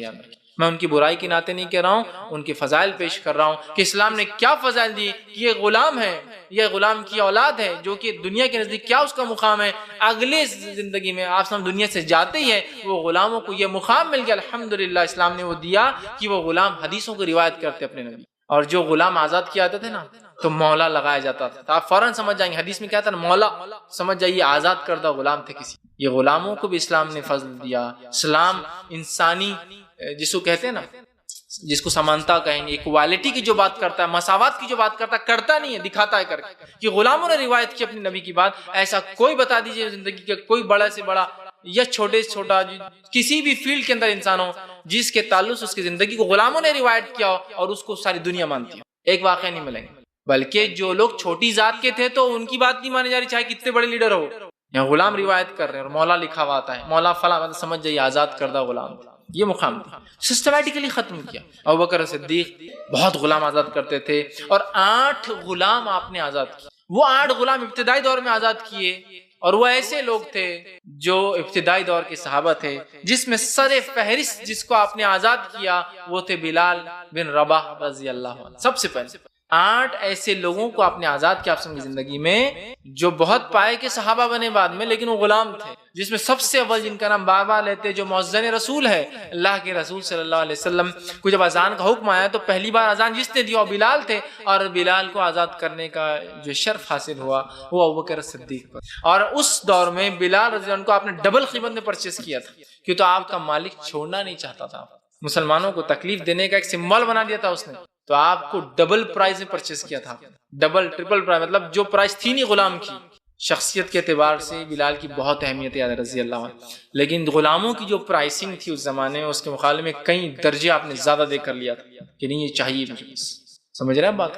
اور ظاہر سی بات ہے لالچ میں کوئی چیز بیچتا ہے انسان، ہائر پرائزز میں بیچتا ہے، تو خرید کر آپ نے فوراً آزاد کر، غلاموں کو آزاد کرنا آپ کی زندگی تھی۔ سورہ لیل سورہ نمبر 92 کی آیت نمبر 17 سے لے کر 21 پڑھی، اس میں اللہ نے فرمایا وَسَيُجَنَّبُهَا الْأَتْقَى، مطلب یہ آیت جو شروع ہوئی ہے وَسَيُجَنَّبُهَا الْأَتْقَى، اور جو پرہیزگار ہوگا۔ آگے فرمایا الَّذِي يُؤْتِي مَالَهُ يَتَزَكَّى، اور پھر آگے فرمایا اللہ نے پرہیزگار ہوگا، اسے دور رکھا جائے گا آگ سے اور اسے پاکیزہ کر دینے والے، جو آپ جس نے پاکیزہ ہونے کی خاطر اپنا مال خرچ کیا۔ اللہ فرما رہا ہے کہ جس نے تقوی اختیار کیا اور جس نے جو ہے آنکھ سے اپنے نفس کو بچایا اور اپنے مال کو خرچ کر کر پاکیزگی حاصل کی، وَمَا لِأَحَدِهِ عِنْدَهُ مِن نِعْمَةٍ تُجْزَى، اور آگے فرمایا اس پر کسی کا کوئی احسان نہ تھا جس کا وہ بدلہ چکاتا تھا، مطلب مال خرچ کر کے وہ جو ہے اپنی نفس کو پاک کرتا تھا، اور مال خرچ کر کے جنہیں وہ آزاد کر رہا تھا، مطلب غلاموں کو، ان غلاموں پر کوئی احسان نہیں تھا، اس کا مطلب احسان تھا ان غلاموں کا کوئی احسان نہیں تھا وہ شخص پر جو وہ آزاد کر رہا تھا۔ کبھی ہوتا ہے نا کسی نے کسی بھی کچھ احسان کیا تو اس کے بدلے کیا آتا ہے، تو اللہ فرما رہا ہے اس پر کوئی احسان نہیں تھا ان لوگوں کا جن کو وہ آزاد کر رہا تھا، ٹھیک ہے۔ اللہ نے فرمایا إِلَّا ابْتِغَاءَ وَجْهِ رَبِّهِ الْأَعْلَى، صرف جو وہ کام کر رہا تھا محض اللہ تعالیٰ کی رضا کے لیے کر رہا تھا، وَلَسَوْفَ يَرْضَى، اور صرف اللہ کو راضی کرنے کے لیے وہ آدمی عمل کر رہا تھا۔ اس تعلق سے علامہ ابن کثیر رحمہ اللہ لکھتے ہیں یہ آیت ابوبکر صدیق پہ نازل ہوئی تھی جب وہ غلاموں کو آزاد کر رہے تھے، کوئی وجہ نہیں تھی غلام آزاد کرنے کی، کوئی غلاموں کا احسان نہیں تھا، لیکن اپنی نفس کو پاک کرنے ابوبکر صدیق خرچ کر رہے تھے۔ تو ان آیتوں کا شان نزول 17، 18، 19، 20 اور 21، 5 آیتوں کا شان نزول ابوبکر صدیق رضی اللہ عنہ کے تعلق سے، اور تقریباً مفسر کا اس پر اتفاق ہے۔ قرآن نے کہا، اور قرآن نے کیا کہا کہ وَلَا سَوْفَ يَرْضَى، سوا اللہ کی رضا کے لیے نہیں کرتا تھا۔ ابوبکر صدیق جو بھی کام کرتے تھے اللہ کی رضا کے لیے کرتے تھے، ذرہ برابر بھی نام اور نمود نہیں۔ تو یہ آپ کا ایک وہ تھا۔ مثلا عائشہ رضی اللہ عنہ فرماتی ہے ابوبکر صدیق رضی اللہ عنہ 7 غلام آزاد کیے جنہیں اللہ تعالیٰ پر ایمان لانے کی وجہ سے تکلیف دی جا رہی تھی، ان میں ایک بلال رضی اللہ عنہ، اسی طرح جو ہے عامر بن فہیر رضی اللہ عنہ تھے، اور 5 اور لوگ تھے، اور یہ سب وہ اللہ کی رضا کے لیے کرتے تھے۔ اسی طرح ابوبکر صدیق کی زندگی دیکھی کیا تھی۔ چوتھا واقعہ، حضرت ابوبکر صدیق اپنے رشتہ داروں پر خوب مال خرچ کرتے تھے، اور ایک آپ کے رشتہ دار تھے مصطح بن اساسہ رضی اللہ عنہ۔ یہ مصطح بن اساسہ بہت غریب انسان تھے، اور ابوبکر صدیق وظیفہ دیتے تھے، ہر مہینے اپنے مال سے کچھ دیتے تھے۔ جب حضرت عائشہ پر الزام لگا تو افسوس یہ بھی وہ منافقین کی چال بازیوں میں جو ایک صحابی آئے تھے وہ یہ تھے، آ گئے تھے، اور انہوں نے بھی کہہ دیا شاید ایسا ایسا کیا حضرت عائشہ رضی اللہ عنہ، نعوذ باللہ۔ ہوا یہ کہ ابوبکر صدیق کو جب پتا چلا کہ مصطح میرا خاندانی انسان اور میں اس کو پیسہ خرچ کرتا ہوں، وہ کہہ رہا ہے ایسا، کہا اب بند تجھے اسٹیفن، تجھے وظیفہ بند، ٹھیک۔ لیکن اس کے بعد جب اللہ تعالیٰ نے سورہ نور کی آیت نازل کی، کیا وہ لوگ جو اللہ کی راہ میں خرچ کرتے تھے وہ یہ نہیں چاہتے اللہ انہیں معاف کرے؟ مطلب جو انہوں نے بند کر دیا تھا ابو بکر نے کہا کہ میں چاہتا ہوں اللہ مجھے معاف کرے، اور مصطح بن اساسہ سے کہا تمہارا اسٹیفن اگلے مہینے سے پھر لے جاؤ. سمجھے؟ مطلب آپ کی بیٹی پر الزام لگا تو بھی آپ نے بدلہ نہیں لیا، اس لیے کہ وہ اللہ کے لیے کام کرنے والے تھے. آج اگر کوئی میری بیٹی پر، میری بیوی پر، میری ماں پہ الزام لگاتے، میں زندگی بھر منہ نہیں دیکھتا ہوں اس کا، چاہے کتنا بھی غریب. یہاں ابوبکر دے رہے ہیں تو آپ اپنے رشتہ داروں پر خرچ کیا کرتے تھے. اسی طرح آپ کی زندگی کے معمول میں ایک اور واقعہ، مطلب یہ زندگی کے آپ کے معمول رکھ رہا ہوں واقعات کی شکل میں. پانچویں چیز جو ہم دیکھتے ہیں وہ یہ تقوی اور پرہیزگاری ابوبکر میں بہت زیادہ تھی. صحیح بخاری کی روایت میں عائشہ فرماتی ہے ایک مرتبہ ایک شخص نے ابوبکر صدیق کے پاس کوئی چیز لائی، اور ابوبکر غلام تھا وہ لے کر آیا، اور انہوں نے اس کو کچھ کھا لیا، اور غلام نے بعد میں کہا معلوم ہے یہ چیز کیا تھی؟ تو کہا نہیں. تو کہا میں نے دور جہالت میں کہانت کی تھی، جادو ٹونا کیا تھا، اور اس کے بدلے میں نے ایک رقم باندھی تھی، حالانکہ مجھے آتا جاتا نہیں تھا، میں نے ایسی کر دیا. اب وہ آدمی نے آج لا کر مجھے اس کا جو میں نے بات طے کی تھی نا کتنے روپے میں کہانت کروں گا وہ لا کے دیا. جو ہی سنا، اور کہانت اسلام میں حرام ہے، جو ہی سنا ابوبکر صدیق نے انگلیاں منہ میں ڈالی اور خے کر کے نکالی، اور کہا اگر ابوبکر مر بھی جاتا اس میں تو ابوبکر کو پسند تھا، لیکن یہ نوالا کھانا حرام کا ابوبکر کو پسند. تقوی، پرہیزگاری. آج ہم کو پتا ہے اس کا مال حرام ہے، جان دو کیا ہوتا ہے رشتہ باقی رکھنا. ابوبکر کو پتا نہیں کیا کھا لیا، خے کر کے نکال رہے ہیں. کتنا تقوی تھا. آج اب ہم اپنے تقوی کا معیار دیکھیں. کیا معیار ہے کہ اپنا باس وہ آقا بن چکا ہے، ہمارا مالک بن چکا ہے ہمارا. کچھ لوگوں کے لیے ان کا سیٹ مالک بن چکا ہے، اس کے لیے سب کچھ ہو رہا ہے. نماز کیوں چھوڑ دی؟ نماز کیوں نہیں پڑھ رہے؟ باس نہیں بولتا. کس کس کو بنا لیا؟ ابوبکر کھا رہے ہیں. تقوی کا حال دیکھیے، ایک لقمہ ہے، چوک سے کھایا، جان بوجھ کے نہیں کھایا، چوک سے کھایا. خیر کرتے اور کہتے ہیں کہ مجھے پسند نہیں. اس میں تو ہے بخاری کی میں صرف نکالا ہے. ایک دوسری روایت میں ہے کہ انہوں نے یہ کہا کہ میں اگر مر بھی جاتا نا نکالنے میں نکالتا، اور اس کے بعد اللہ دعا گئے اللہ جو میرے معدے نے پیس دیا میں بری ہوں اس سے. اب وہ تو نہیں نکال سکتا، اور جو میری رگوں نے چوس لیا میں اس سے بری ہوں. میں نے نکال تو دیا لیکن کچھ نہ کچھ تو معدہ لیتا ہے. جو معدے نے پیس لیا اور جو رگوں نے لے لیا میں بری ہوں. باقی تو آپ نے خے کر کے نکالا، اور باقی کے معاملے میں تو مجھے معاف کرنا، کیونکہ اس معاملے میں تو میں کچھ نہیں کر سکتا، باقی خے کر دیا. تو یہ آپ کے تقوی کا حال تھا. اسی طرح نبی اکرم صلی اللہ علیہ وسلم کا ساری زندگی آپ دفاع کرتے رہے، ساری زندگی. صحیح بخاری کی روایت ہے، عروہ بن زبیر رضی اللہ عنہ کہتے ہیں کہ عبداللہ بن عمرو بن عاص سے سوال کیا گیا مشرکین میں نبی اکرم صلی اللہ علیہ وسلم کو جو سب سے بڑی اور بدسلوکی کی وہ کیا تھی مجھے بتاؤ. تو عمرو بن عاص کہتے ہیں کہ ایک بار جو ہے عقبہ بن ابی معیط، یہ جو ہے اس شخص نے ملعون تھا، کافروں کا سردار تھا. اس نے اللہ کے رسول صلی اللہ علیہ وسلم نماز پڑھ رہے تھے، اپنے پاس ایک کپڑا نکالا، کپڑے کی اچھی رسی بنائی اور آپ کے گلے میں ڈال کے سجدے کی حالت میں تو کس دیا. آپ صلی اللہ علیہ وسلم اسی حالت میں اٹھے اور اس کو کھینچنے لگے، اور اس نے پیچھے سے پکڑ لیا تھا. پیچھے سے کوئی انسان پکڑ لے تو پیچھے والا انسان کمزور بھی اگر ہو تو بھی اس کی طاقت زیادہ ہوتی ہے کیونکہ پیچھے سے پکڑا ہوا ہے. تو اس نے بہت کس لیا، آپ کی آنکھیں جو ہے چہرہ مبارک لال ہو گیا اور آنکھیں باہر نکل کر آ گئی تکلیف سے، سانس رکنے سے. ابوبکر صدیق آگے بڑھے، اسے دھکا دیا. کسی کی ہمت نہیں تھی اسے دھکا دینے کی، بہت بڑا سردار تھا. دھکا دیا اور اللہ کے رسول کی گردن سے وہ نکالی اور کہا کیا تم ایک انسان کو صرف اس لیے مارنا چاہتے ہو کہ وہ اللہ کی طرف تمہیں بلاتا ہے اور وہ اللہ ایک ہے کہتا ہے؟ تو دفاع کرتے تھے، ساری زندگی دفاع کیا. جو پتا تھا اس سے جھگڑا لینے کا کیا ہے. آپ کے دوست کو اگر محلے کا سب سے بڑا انسان تکلیف دے تو آپ بھی خاموش ہو جاتے ہیں، اس لیے کہ مسئلہ ہے کہ اس کی دفاع کو جاؤں گا تو اس سے دشمنی کھڑی ہوتی ہے. ابوبکر صدیق ذرہ برابر بھی سوچتے ہیں. جب نبی کا معاملہ آیا دنیا کیا کرتی کر لے، آگے بڑھ گئے اور دفاع کیا. لوگ ڈر رہے تھے، آپ نے دیکھا تو آپ نبی کا دفاع کرتے تھے. اسی طرح ابوبکر صدیق نہایتی نرم دل انسان تھے. نرم دل کا مطلب یہ نہیں کہ جنگوں میں بھی چھوڑ دیتے تھے، لیکن بڑے نرم دل انسان تھے. اتنے نرم دل انسان تھے کہ مرتبہ جو متفق علیہ صحیح بخاری صحیح مسلم کی روایت ہے، ابوبکر صدیق انس بن مالک رضی اللہ عنہ فرماتے ہیں کہ آپ سے ان کے بعد ابوبکر صدیق اور عمر بن خطاب ایک مرتبہ ملے اور کہا چلو ام ایمن کے پاس جاتے ہیں. نبی اکرم صلی اللہ علیہ وسلم ام ایمن کے پاس بیٹھ کر بات چیت کیا کرتے تھے. دونوں مل کے ام ایمن کے پاس گئے رضی اللہ عنہا.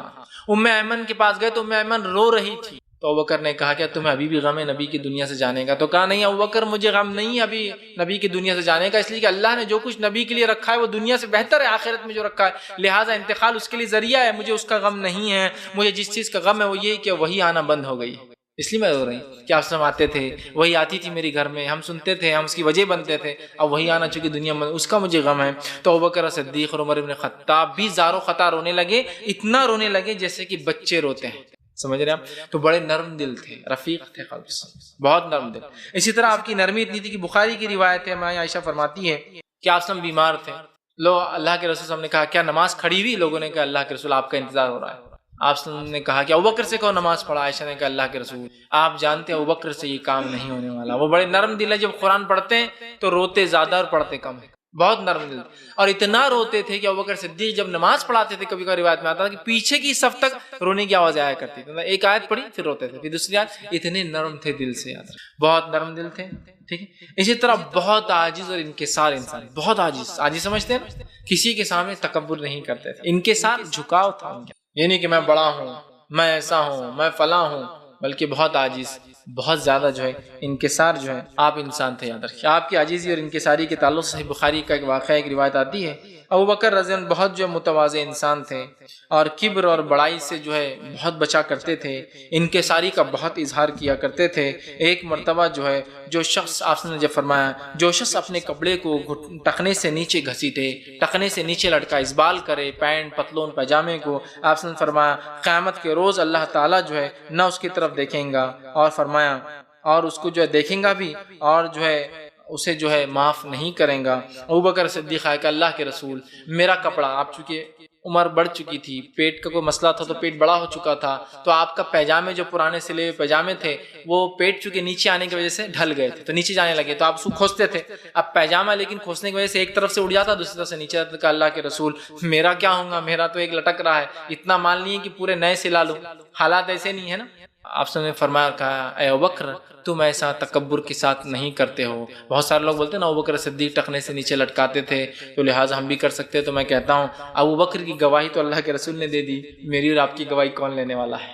کہا ابوبکر تم ایسا نہیں کرتے ہو، تم کو تکبر نہیں ہے. Abu Bakr was an exceptional case. Abu Bakr ایک ایکسیپشنل کیس تھے، باقی سارے صحابہ اونچائی پہ تھے، اور آپ کا بھی ایک لیتا تھا اور ایک اونچا رہتا، وہ بھی بیماری کی وجہ سے پیٹ بڑا ہو گیا تھا بعد میں. بہرحال ٹھیک ہے. اسی طرح جو ہے موطا امام مالک میں ایک روایت آتی ہے کہ آپ اتنے عاجز انکساری رکھتے تھے کہ جو ہے جب جنگوں کے لیے لوگ روانہ ہوتے تھے، اسامہ بن زید کا لشکر آپ نے روانہ کیا تو ابوبکر صدیق پیدل اسامہ کے اس گھوڑے کی نکیل پکڑ کے چل رہے تھے، اور اسامہ کہہ رہے تھے اے خلیفہ مسلمین، جو ہے اے اللہ کے رسول کی خلیفہ آپ نیچے چل رہے، اور میں گھوڑے پہ. تو کہا نہیں اللہ کے رسول تمہیں سی پہ سالار بنایا ہے، تم ہی بیٹھو، اور پیدل لے جا کر ایک مقام تک چھوڑ.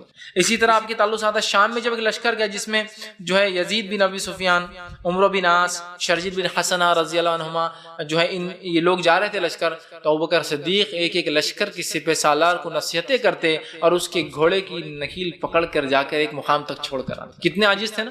خلیفہ وقت ہے اور گھوڑوں کو پکڑ کر پیدل چلا کرتے تھے. کہ یہ تینوں کہنے لگے کہ امیر المومنین جو ہے خلیفۃ الرسول آپ نیچے چل رہے اور ہمیں. تو کہا نہیں تم سردار ہو، بیٹھے رہو، لیڈر ہو، اور چھوڑ کے. اتنے عاجز اور انکسار تھے ابوبکر صدیق. ابوبکر صدیق رضی اللہ عنہ کی بعض خصوصیتیں کیا ہے؟ بعض خصوصیتیں بھی دیکھتے ہیں آپ کی خصلتیں، خصوصیتیں، کیریکٹرسٹک جو اسپیشل کیریکٹرسٹک سے پہلا آپ سب سے پہلے مسلمان تھے. یہ فضیلت بھی آپ کی اور خصوصیت بھی آپ کی، دونوں میں شامل ہے. آپ سب سے پہلے مسلمان تھے. صحیح بخاری کی روایت ہے، حضرت ابوبکر صدیق رضی اللہ عنہ فرماتے ہیں، عمار بن یاسر رضی اللہ عنہ فرماتے ہیں، بیان کرتے ہیں کہ میں نے رسول اللہ صلی اللہ علیہ وسلم کو اس وقت دیکھا جب آپ کے ساتھ اسلام قبول کرنے والے خوش نصیبوں میں صرف 5 غلام اور 2 خواتین اور ایک ابوبکر تھے. 5 غلام ایمان لائے اول وقت میں، 2 خاتون ایمان لائی اور ایک آزاد انسان لایا ابوبکر تھے. تو ابوبکر پہلے آزاد مرد تھے جو ایمان لائے، پہلے آزاد مرد. سمجھ رہا؟ ویسے پہلے ایمان لانے والی سب سے پہلے ایک عورت ہے، آپ کی زوج جو ہے خدیجہ الکبریٰ رضی اللہ عنہا، یہ سب سے پہلی تھی. آزاد کردہ انسانوں میں ابوبکر صدیق تھے سب سے پہلے انسان. یہ آپ کا بہت بڑا فضل شرف ہے. یاد رکھیے آپ اس زمانے میں ایمان لائے تھے جس زمانے میں لوگ ایمان لانا تو دور، سوچ کر بھی آنکھ پہ کاٹے آتے تھے، وہ ظلم اور وہ زیادتی.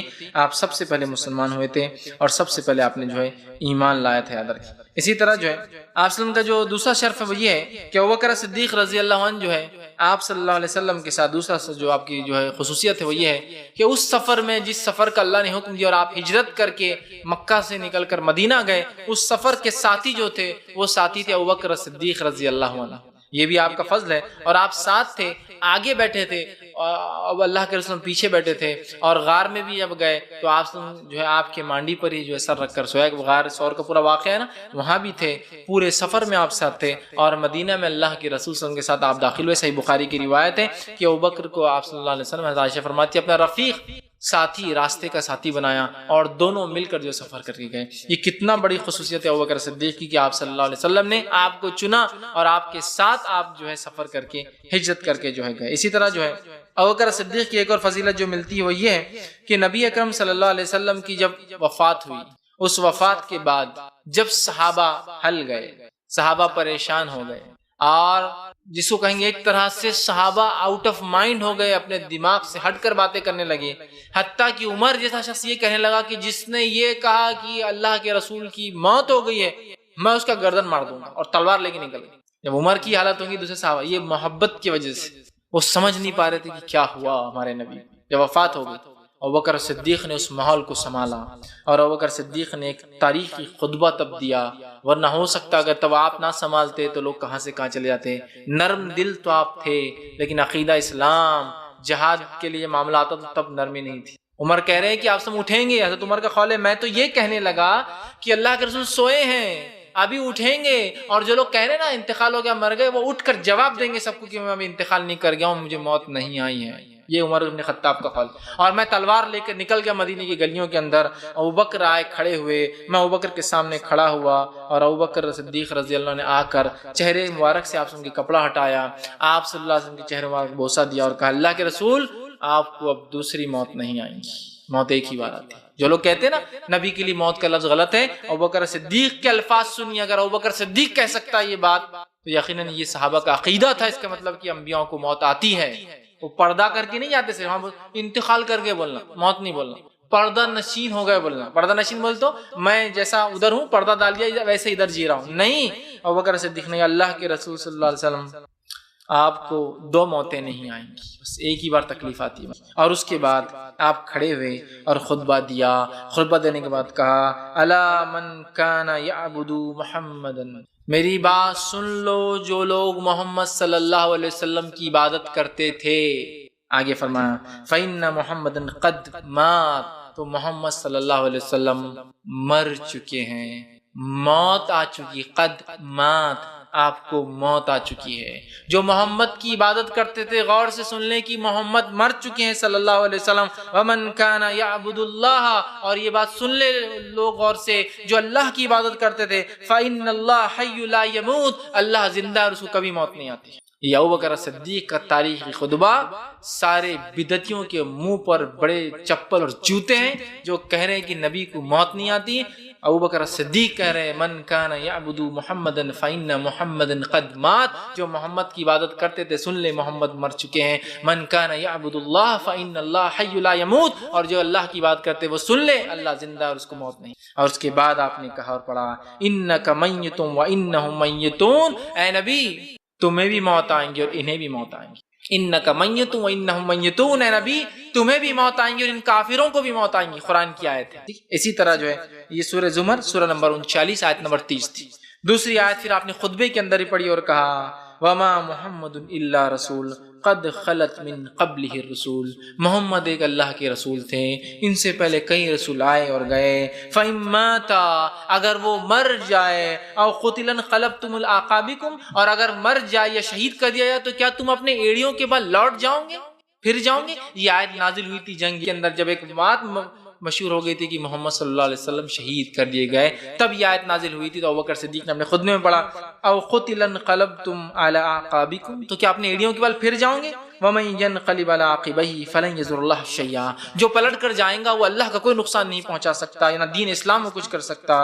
وسيجزي الله الشاکرین، اور اللہ تعالیٰ جو ہے وہ تعریف کیا گیا ہے، اس کو ضرورت نہیں ہے تمام چیز۔ یہ آیت پڑھی اور اس کے بعد جو ہے ابوبکر صدیق کی جب یہ خطبہ آپ نے دیا، عمر ابن خطاب خود کہتے ہیں، بخاری کی روایت پر کہتے ہیں جب ابوبکر نے یہ خطبہ پڑھا تو مجھ پر دہشت طاری ہو گئی، میرے پیر کانپنے لگے اور میرے پیر خود میرا وزن نہ سنبھال سکے، میں زمین پر گر گیا اور مجھے ایسا لگا کہ ابوبکر پر ابھی یہ آیتیں نازل ہوئی، جبکہ یہ تو قرآن میں پہلے سے تھی، لیکن آج ابوبکر نے جب پڑھا ہماری عقلیں ٹھکانے آئی کہ نبی اکرم صلی اللہ علیہ وسلم کو بھی موت آ سکتی ہے۔ یہ آیتیں قرآن کی پہلے آ چکی، لیکن جب ابوبکر نے پڑھا تو میں سمجھ گیا، اور اس کے بعد جو ہے امت مسلمہ جو ہے وہ ایک مضبوط جو ہے ایک قوم بن گئی، ورنہ اگر انتشار ہو جاتا اور کچھ لوگ یہ مانتے نبی نہیں مرے تو کیا اس انداز لگائے. تو ابوبکر صدیق مضبوط انسان تھے اور آپ نے فوراً جو ہے اس مسئلے کو جو ہے پورا جو ہے حل کر دیا. اسی طرح جو ابوبکر صدیق نے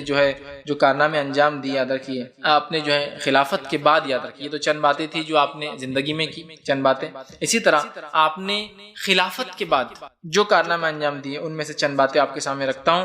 سب سے پہلی چیز جو ہے جو کارنامے آپ نے انجام دیے اپنے خلافت خلیفہ بننے کے بعد اس میں یہ تھا کہ جیش اسامہ کی روانگی. اسامہ بن زید رضی اللہ عنہ کا جو لشکر کھڑا تھا جس کو اللہ کے رسول صلی اللہ علیہ وسلم نے روکا اس کو روانہ کیا. یہ خود ایک انتشار کا مسئلہ ہو گیا تھا. انتشار کا مسئلہ ہو گیا تھا یاد رکھیے. اور صحابہ اس میں جو ہے افراط اور تفریط کی شکار ہو رہے تھے. اور حضرت ابوبکر کی خصوصیت بہرحال رہ گئی تھی, خصوصیت رکھ دیتا ہوں, وہ یہ تھی کہ آپ کو پہلا خلیفہ چنا گیا. یہ واقعہ ہوا, واقعے کے بعد آپ کو پہلا خلیفہ چنا گیا. آپ پہلے خلیفہ بنے بالاتفاق جو ہے مہاجر اور انصار کے بالاتفاق تمام نے. کسی ایک بھی صحابی نے اس معاملے میں کوئی شک نہیں کیا کہ ابوبکر صدیق کو خلیفہ اول بنایا جائے. کسی نے اختلاف نہیں کیا. یہ سمجھے تو آپ خلیفہ اول ہے, یہ آپ کی خصوصیات میں سے ہے. نبی کے بعد نبی کے جانشین آپ بنے, یہ آپ کی خصوصیت. اسی طرح آپ کی خلافت کی کچھ خصوصیتیں اب دیکھیے. آئیے جیش اسامہ کی روانگی. صحابہ میں اختلاف ہوا کہ اسامہ چھوٹے ہیں, 17 سال عمر تھی. آپ صلی اللہ علیہ وسلم سپہ سالار بنا دیا ہے. وہ لشکر روانہ ہو کے مدینے سے ایک مقام پہ جا کے جو ہے کچھ میل کے فاصلے پہ رکا ہے. آپ کے انتقال کی خبر ملتی ہے, لشکر رکتا ہے. انتقال تدفین کے بعد پھر نکلنے کا اب کیا کرے. ابوبکر عمر ابن خطاب کہتے ہیں اے ابوبکر میں ڈرتا ہوں کہ جنگ جو ہے روم سے ہے اور اسامہ بہت چھوٹا ہے, اگر ہم ہار گئے تو بہت نقصان ہوگا. تو ابوبکر صدیق نے کہا کہ عمر ٹھیک ہے, کیا تم مجھے یہ کہنا چاہتے ہو, الفاظ سنیے ابوبکر صدیق, کیا تم مجھے یہ کہنا چاہتے ہو کہ جس لشکر کو نبی اکرم صلی اللہ علیہ وسلم روانہ کیا ابوبکر اسے روک لے. عمر ابن خطاب کی پیروں کے نیچے زمین نکل گئی. کہا نہیں میں تمہیں نہیں کہنا. تو پھر کیا کہنا چاہ رہے ہو تم, یہ کہہ کر کہ اسامہ کو ہٹاؤ, اس لشکر کو نہ بھیجو, کیا تم یہ کہنا چاہتے جس لشکر کی روانگی نبی نے کی ابوبکر روکیں گا. عمر ابن خطاب کہتے ہیں میرا ذہن کھل گیا, میں کیا کہہ رہا تھا. کہا نہیں اس یہ لشکر روانہ ہوں گا اور آپ چھوڑ. جب لشکر روانہ کرنے کا حکم دیا گیا تو اس لشکر میں 2 لوگ ادنا سپاہی کی حیثیت سے تھے تب. ایک کا نام تھا ابوبکر صدیق اور دوسرے کا عمر ابن خطاب, دونوں اس میں شامل تھے. اور عمر ابن خطاب نے کہا اسامہ میں ریکویسٹ کرتا ہوں, گزارش کرتا ہوں, مسلمانوں کے خلیفہ مسلمانوں کے لیڈر اگر چلے جائیں گے, ان کو کچھ ہوتا ہے, ساری حکومت خطرے میں آ سکتی ہے, ان کو تم چھوڑ دو. اسامہ نے کہا میں آپ کو چھوڑ دیتا ہوں. پھر ابوبکر صدیق نے کہا اسامہ میں تم سے گزارش کرتا ہوں, مجھے ایک وزیر کی ضرورت ہے, صلاح کار کی ضرورت ہے, اچھا مشورہ دینے والے کی ضرورت ہے, کیا تم عمر ابن خطاب کو چھوڑ دو گے. انہوں نے کہا میں عمر ابن خطاب کو چھوڑ دیتا ہوں. دونوں پھر رک گئے. اب گزارش کرنا پڑی سپہ سالار سے, چونکہ فوجی تھے نا, نبی نے نکال دیا تھا تو ختم. نبی کے بعد اس زمانے میں تو خلیفہ نہیں تھے ابوبکر, ادنا سپاہی تھے, تو وہ تو پوزیشن تو وہی رہنے والی. تو یہ جیش اسامہ کو نکالنا ایک بہت بڑی چیز تھی, اس لیے کہ نبی کی اطاعت کا مسئلہ تھا اور صحابہ بڑے فرمانبردار تھے. ایک آپ کی جو ہے خلافت کی خصوصیت. دوسرا مانعین زکوٰۃ سے اعلان جنگ, جن لوگوں نے زکوٰۃ دینے کا انکار کیا. جب لوگوں نے زکوٰۃ دینے کا انکار کیا ابوبکر نے کہا, اور یہ روایت جو ہے بخاری کی ہے, جو لوگ نبی اکرم صلی اللہ علیہ وسلم کے زمانے میں اونٹ کے ساتھ اس کی رسی دیا کرتے تھے, اگر وہ بھی زکوٰۃ میں کم کریں گے ابوبکر ان کا قتل کریں گے, ان سے جنگ کریں گے. عمر ابن خطاب آیا اور کہا ابوبکر کیا تم یہ کہنا چاہتے ہو جو لوگ توحید پر ہیں, جو لوگ نماز قائم کرتے ہیں, وہ لوگوں سے تم جنگ کرو گے. اور ابوبکر صدیق بہت بڑے فقیہ تھے, دین کی سب زیادہ سمجھ رکھتے تھے. ابوبکر صدیق کی اس بات کو آپ یاد رکھیے, ہم جنرلی اس بات کو سمجھتے نہیں ہیں. ابوبکر صدیق نبی اکرم صلی اللہ علیہ وسلم کے بعد دنیا میں سب سے زیادہ دین کا علم رکھنے والے انسان, سب سے زیادہ. اور آپ کا فقہ دیکھیے, آپ کی سمجھ دیکھیے, کہ عمر ابن خطاب جیسا آدمی بھی سمجھ نہیں پاتا تھا آپ کی فقہ اور آپ کی سمجھ کو. عمر ابن خطاب نے کہا اے امیر المومنین, تم جنگ کا اعلان کرتے ہو جو لوگ زکوٰۃ نہیں دے رہے ہیں, کیا تم توحید پر جو لوگوں نے کلمہ پڑھا اور نماز پڑھتے ہیں ہمارے ساتھ, کیا تم انہیں قتل کرو گے. ابوبکر نے کہا عمر, جو لوگ اللہ کے رسول کے زمانے میں اونٹ کے ساتھ نکیل دیا کرتے تھے, اگر وہ رسی بھی نہیں دیں گے تو میں ان سے جہاد کروں گا. اس لیے کہ ابوبکر صدیق کا فقہ اور سوچ اور دین کی سمجھ اتنی اعلیٰ تھی, وہ جانتے تھے آج اگر یہ زکوٰۃ منع کریں گے, کل جو ہے نماز چھوڑ دیں گے اور توحید سے بھی خالی ہو جائیں گے. کہا یہ فرائض ہے, جو ایک فریضہ بھی چھوڑوں گا میں اس کو قتل کر دوں گا. بہت پیاری بات تھی. اور حضرت عمر کہتے اللہ نے میرا دل کھول دیا اور میں ابوبکر کی بات سمجھ گیا, اور مانعین نے زکوٰۃ, جنہوں نے زکوٰۃ دینے سے انکار کر دیا تھا,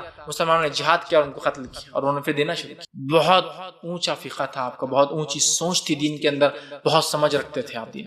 ٹھیک، اسی طرح فتنہ ارتداد، تیسری خلافت کی جو خصوصیت تھی جو آپ نے کیا، لوگ مرتد ہونا شروع ہو گئے۔ آخر دور میں ایمان لائے جب مسلمانوں کو غلبہ تھا، طاقت تھا، ہوا چل رہی تھی، تو لوگ بہت سارے ایمان لا لی کہ مسلمان آگے، اب یہ ہونے والا وہ ہونے والا، آپ نے کیا لا لی۔ آپ کی وفات کیا چونکہ ابھی ایمان لائے تو چھوڑنا شروع کر دیا۔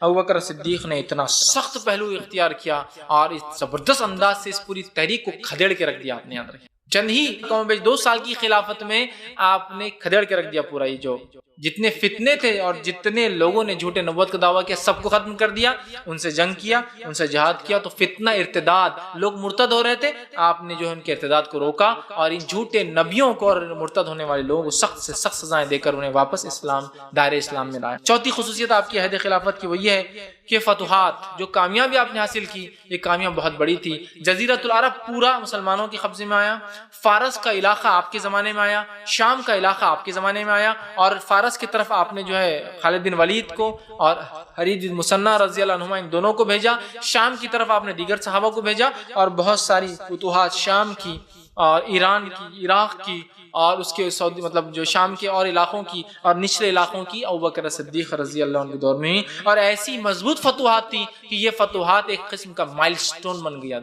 میل کا پتھر بن گیا۔ جو فتوحات ابوبکر صدیق رضی اللہ عنہ، جو فتوحات عمر ابن خطاب رضی اللہ عنہ، اور جو فتوحات عثمان ابن عفان رضی اللہ عنہ کے دور میں ہوئے، اس دور سے لے کر آج تک وہ پورے ملک مسلمان ہیں۔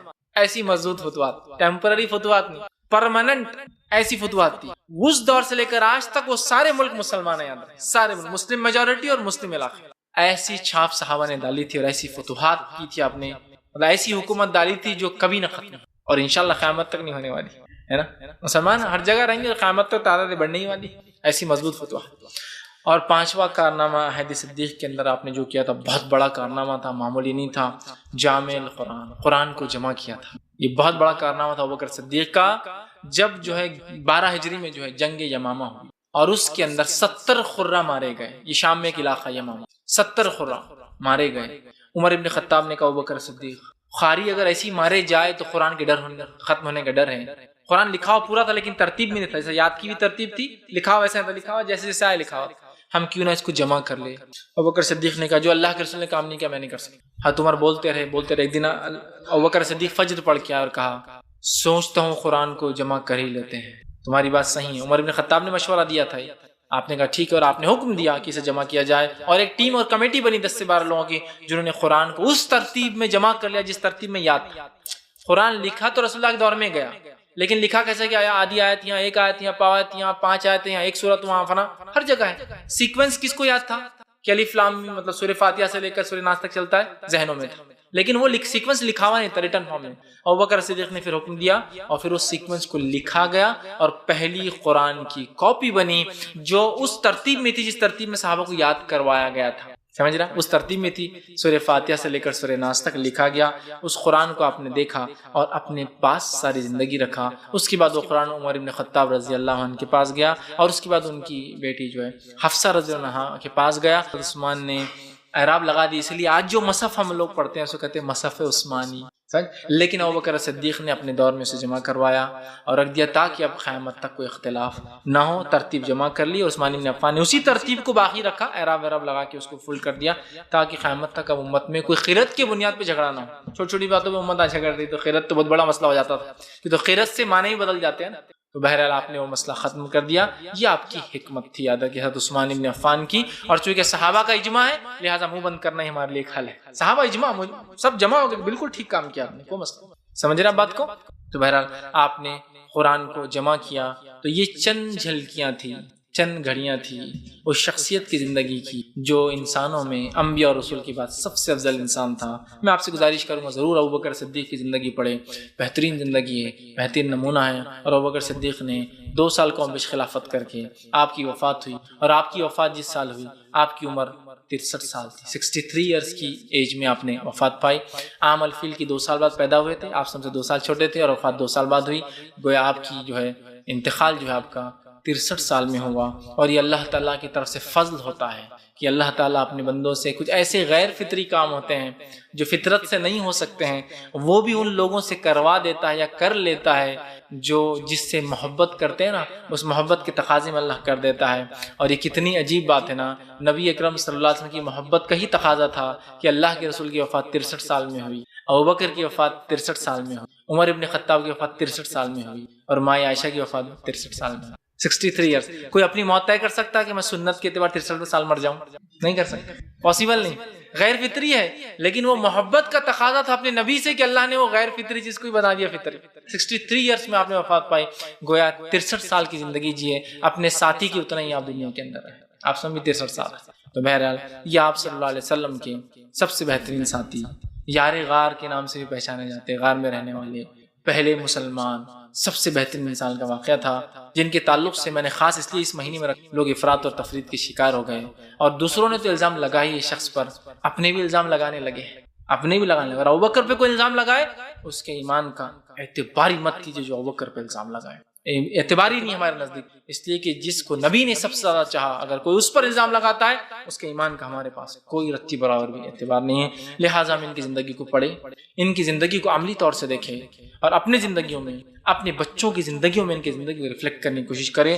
اس لیے کہ یہ بہت بڑے لوگ تھے جو گزرے صحابہ، اور اس جماعت کے بھی یہ سردار ہے، اور سارے انسانیت کے سردار کی بات ہو رہی تھی مردوں میں سے، اور وہ ابوبکر صدیق. ہم کوشش کریں کہ ہم جو ہے ابوبکر صدیق کی سیرت پڑھیں. ڈاکٹر علی محمد الصلہ، پھر کہوں گا انہوں نے ایک بہت پیاری کتاب لکھی ہے ابوبکر صدیق شخصیت اور کارنامے.